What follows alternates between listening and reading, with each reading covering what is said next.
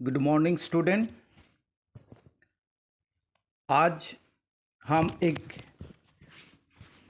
नया लेसन लेके आपके समक्ष उपस्थित हूँ। आज मेरा टॉपिक भारत में पर्यावरण प्रबंधन,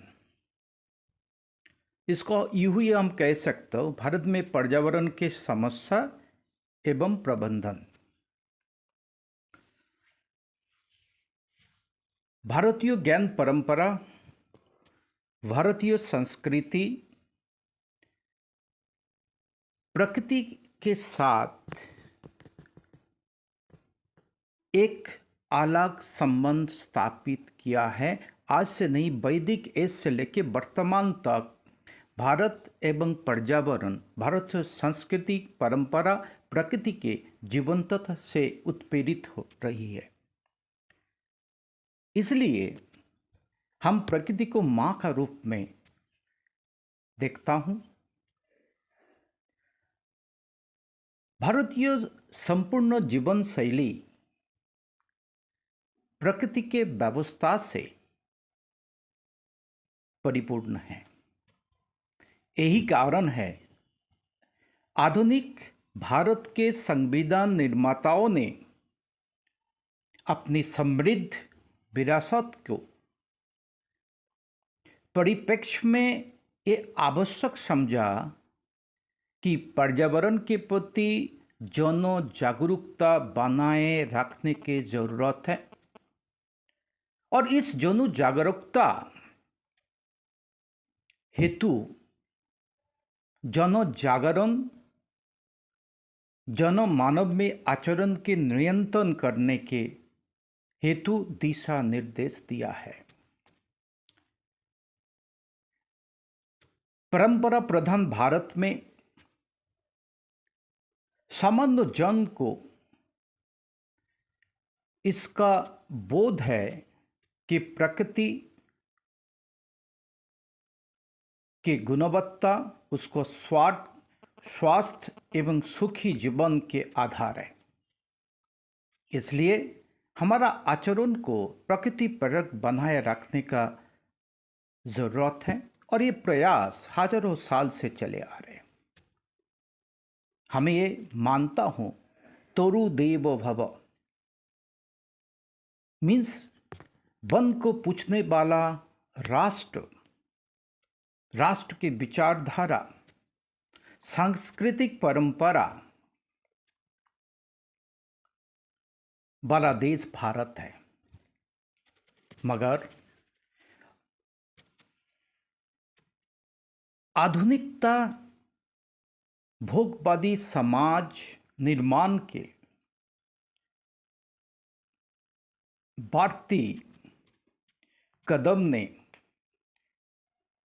पर्यावरण को और पर्यावरणीय संकट के उत्पन्न कर दिया। पर्यावरण को नष्ट तथा पर्यावरणीय संकट उत्पन्न कर दिया। भारत की वर्षा आधारित किसी मौसम के बदलाव से जनजीवन प्रभावित है। बाढ़, सूखा, भूमि क्षरण जैसे प्राकृतिक प्रकोप के लिए वन विनाश सबसे बड़ा कारण है।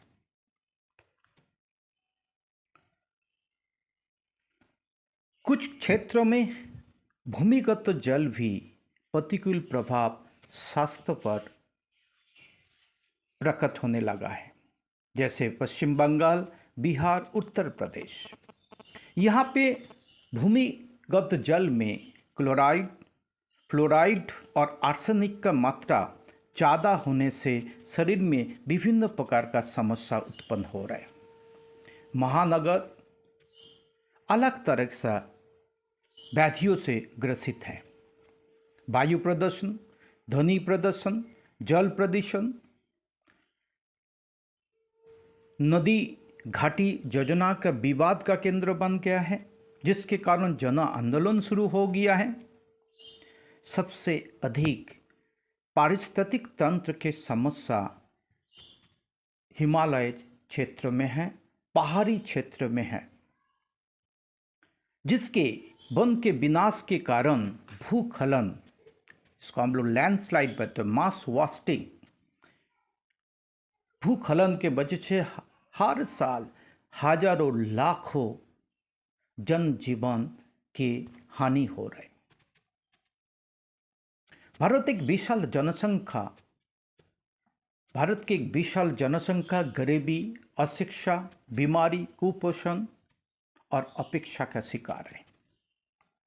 और यही कारण है भारत के पर्यावरण समस्या का, पर्यावरण जो समस्या विकट होते जा रहे दिन पर दिन, इसके एक बहुत बड़ा कारण ये है। जब हम भारत के पर्यावरण समस्या को आकलन करेंगे, प्रमुख कुछ समस्याएं, पर्यावरणीय समस्याएं जो विकट रूप लिया है वर्तमान समय में, वो है वन विनाश से उत्पन्न समस्याएं, भूमिकरण तथा मृदा प्रदूषण की समस्याएं, प्राकृतिक आपदाएं की समस्या, नेचुरल हैजार्ड और disaster, air pollutions, sound pollutions in urban areas, metro cities, वायु प्रदूषण और जल प्रदूषण, ध्वनि प्रदूषण, मरुस्थलीकरण, desertifications because of long dry spells,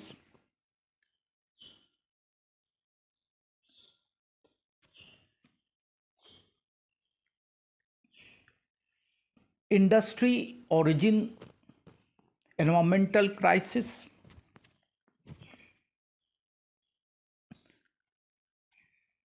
जनसंख्या वृद्धि, बढ़ती गरीबी, अशिक्षा आदि के समस्या।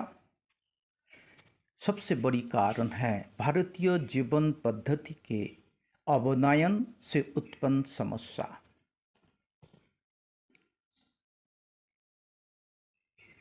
जैसे हमने शुरुआत में उल्लेख किया है, भारत के जीवन शैली, भारतीय ज्ञान परंपरा, भारतीय संस्कार प्रकृति के साथ एक मधुर संबंध स्थापित किया था, और इसके आधार पर ही भारतीय ज्ञान परंपरा संस्कृति का विकास विस्तार हुआ है, ऐसे माना जाता है।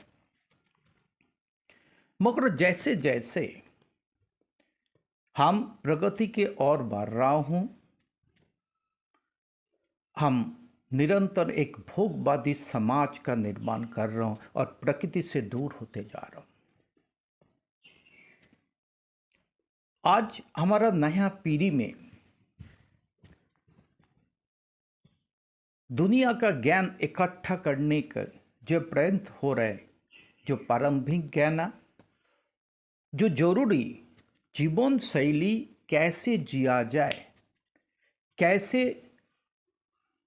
हमें आचरण करना है प्रकृति में, समाज में, ये जो बेसिक शिक्षा है, न्यूनतम बेसिक शिक्षा है, इससे हम भली भांति वो काफ़ी दूर हो चुका हूँ।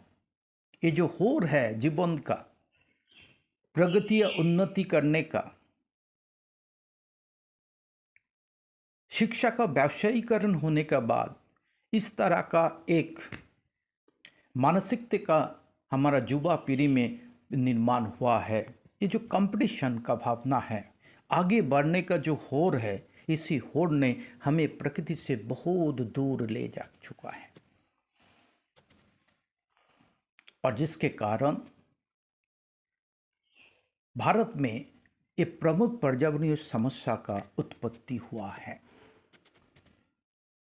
हमें जागना पड़ेगा, हमें समझना पड़ेगा कि प्रकृति के बिना हमारा अस्तित्व संकट में पड़ जाएगा। प्रकृति को संरक्षण करना, पर्यावरण को प्रबंधन एवं मूल्यांकन करना सिर्फ सरकार के नहीं, हर एक जन का अहम कर्तव्य है।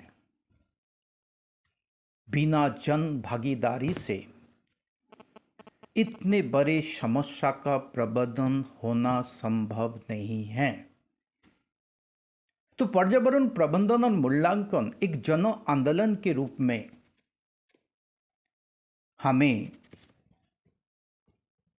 खड़ा करना है, तभी पर्यावरण प्रबंधन नियोजन का काम सही तरीके से संपादन हो पाएगा। जन जागरूकता के लिए और नया पीढ़ी को पर्यावरण शिक्षा और प्रबंधन से जब हम जुड़ेंगे, उसके अहम भागीदारी सुनिश्चित करेंगे, तभी हम पर्यावरण के जो उत्पन्न विकट समस्या है, काफ़ी हद तक समस्या का समाधान कर पाएंगे। भारत सरकार के ओर से कई कदम पर्यावरण प्रबंधन और पर्यावरणीय समस्या का समाधान हेतु प्रयास किया गया था। एक राष्ट्रीय समिति का निर्माण हुआ था, national committee on environmental planning and coordination, in short NCEPC। इनका कार्यक्षेत्र पर्यावरण संबंधित मुद्दे पर सरकार को एडवाइस देना था, मगर ये इतना कारगर नहीं था। फिर इस समिति का नाम बदल के national committee on environmental planning NCEP कर दिया गया था। इस समिति का कार्यक्षेत्र मानव अधिवास मतलब ह्यूमन सेटलमेंट एंड उसके समस्या तक सीमित था। फिर नारायण दत्त तिवारी, श्री नारायण दत्त तिवारी जो यूपी उत्तर प्रदेश का पूर्व मुख्यमंत्री भी रह चुके हैं, उत्तर प्रदेश एवं उत्तराखंड, और केंद्रीय मंत्री भी रह चुके हैं, उनके नेतृत्व में उच्च अधिकार प्राप्त समिति का निर्माण किया गया था, गठन किया गया था, जो पर्यावरण प्रबंधन के संबंध में कुछ चिंताएं व्यक्त किया, सुझाव दिया, जिसमें बायोडाइवर्सिटी रिजर्व संरक्षण की व्यवस्था, राज्य सरकार जो पाश्चात्य लैंड है उसको संरक्षण के लिए उचित कदम उठाए, पशु पक्षी या वनस्पति के संबंधित जो प्रोडक्ट है उसके अंतर्राष्ट्रीय व्यापार को रोकना, खनन कार्य व ईंट भट्टे आदि के आदि और उर्वर मिट्टी को प्रयोग ना करना, प्रदूषण नियंत्रण कानून राष्ट्रीय स्तर पर बनाना, वनों को व्यवसायीकरण बंद करना, commercialisation of forest has to be stop immediately, ग्रामीण क्षेत्रों में इको फ्रेंडली एनर्जी का प्रबंधन व व्यवस्था करना, जो आज उजाला स्कीम के तहत वर्तमान केंद्र सरकार ने 8 करोड़ से ज़्यादा फैमिली को LPG कनेक्शन दिया है। ये एक उचित कदम, एक सराहनीय कदम है पर्यावरण प्रबंधन नियंत्रण में। ग्रामीण जो पर्यावरण है उसको सुरक्षित कैसे किया जाए, उसको कैसे अपने धरोहर व संस्कृति, जो पुराना संस्कृति चले आ रहे, जो ज्ञान परंपरा चले आ रहे, उसको कैसे संरक्षित किया जाए, इसके दिशा में वर्तमान सरकार, राज्य सरकार और केंद्रीय सरकार इस दिशा में उचित कदम उठा रहे। और सिर्फ सरकारी प्रबंधन नियोजन के ऊपर हमें निर्भरशील नहीं रहना है। हर एक जन को अपने स्तर पर अपने आचरण में सुधार करके पर्यावरण के संरक्षक की भूमिका को अदा करना है। अदरवाइज एक दिन आएगा जब हमारा जो परंपरा है, हमारा जो आइडेंटिटी क्राइसिस हो जाएगा और मानव समाज के सामने एक विकट समस्या का उत्पन्न हो जाएगा। हमारा संस्कृति, हमारा विरासत जीवंत है क्योंकि हम प्रकृति के बहुत क्लोज हैं और इसी परंपरा को समृद्ध एवं संरक्षण करने का उत्तरदायित्व वर्तमान एवं भविष्य पीढ़ी के ऊपर है। हम आशा करते हैं ये सभी हमारा छात्र पढ़ाई लिखाई के जो आपका लक्ष्य है उसको प्राप्ति, जो भी आप परिश्रम कर रहे हैं उसके साथ साथ पर्यावरण के प्रति आपके एक सॉफ्ट करना होना चाहिए, एक आदर होना चाहिए, एक नियंत्रित आचरण के साथ आप पर्यावरण प्रकृति संरक्षण में अपना भूमिका अदा करेंगे। इस आशा के साथ हम आज के लेसन कंप्लीट करता हूँ। Okay, thank you.